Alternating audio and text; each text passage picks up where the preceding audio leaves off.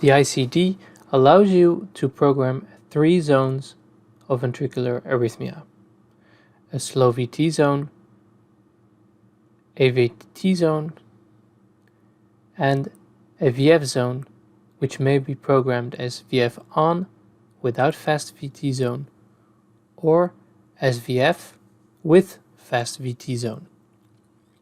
This adds a programmable fast VT zone during which additional therapies are possible. We may program a number of intervals required to fulfill the criterion of persistence. The persistence always needs to be higher than in the faster zone, albeit VT zone or VF zone. We see here that the maximal number is 20 intervals here, 200 intervals for the VT zone, and also 200 intervals for the slow VT zone.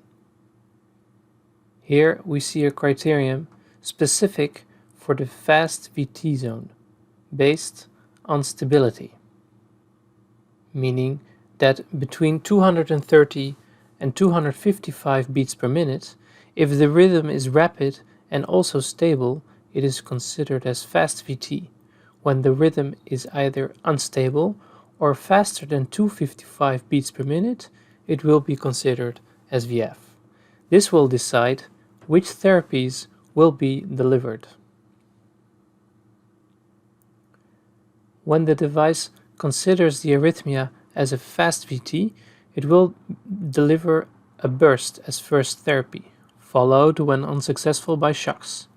When the ventricular arrhythmia is between 230 and 255 beats per minute and unstable, a shock will be delivered directly. We can change the number and type of bursts in order to prevent appropriate but unnecessary shocks.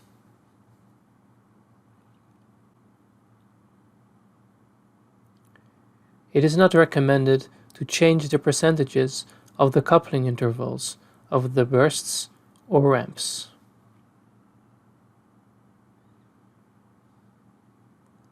Likewise, it is also recommended to not change the majority criterion of 75% because the system is designed to work with this cutoff.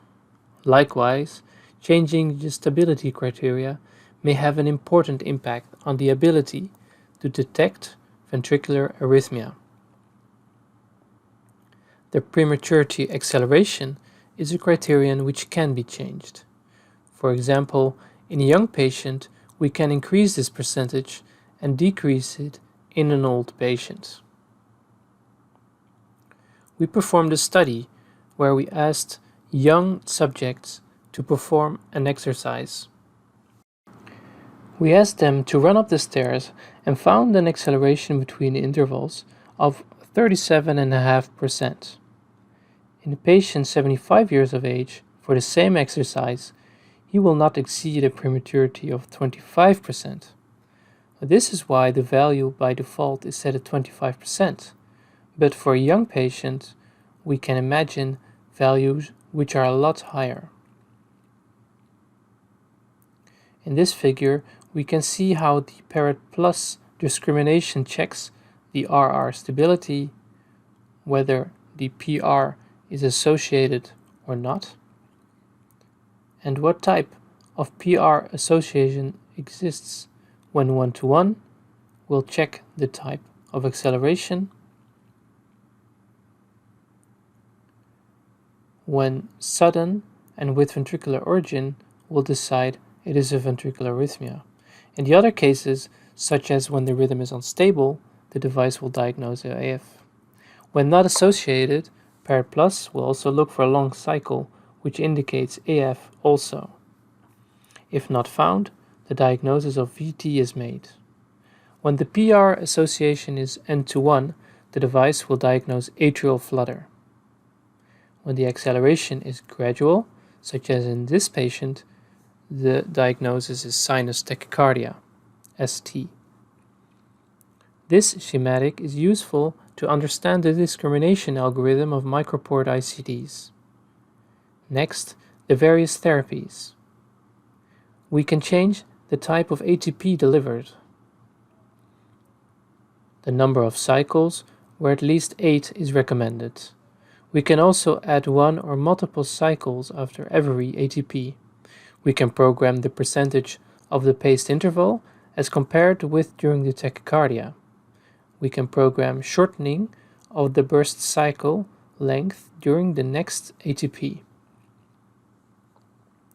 This is the time limit for every group of therapies. And the minimal cycle length used during an ATP, which should not be shorter than 200 milliseconds. The same for the ATP2 therapies. For the shocks, we can choose the energy. We recommend to use the highest available energy. Up to 4 shocks may be programmed in the VT zone. In the VF zone, we can also modify the ATP therapies such as before. Number of cycles, coupling interval percentage, the time limit, and the minimal cycle length. The maximum number of shocks is 6. Here in red, we see the settings which allow to deliver the therapies, ATP and shocks.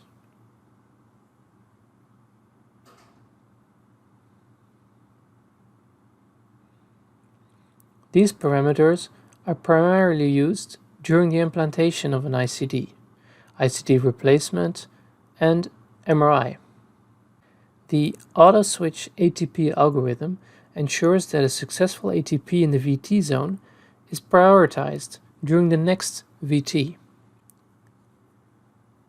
For example, when the VT has been terminated by a ramp. The next time, in the same zone, a ramp will be delivered, not a burst. This feature enables the changing of the shock polarity during successive shocks. When for the first shock the RV lead is the cathode, it will be the anode for the second shock. This setting should be changed to yes in case the implanted shock lead is a dual coil lead. And also whether you wish to use this coil in the shock vector.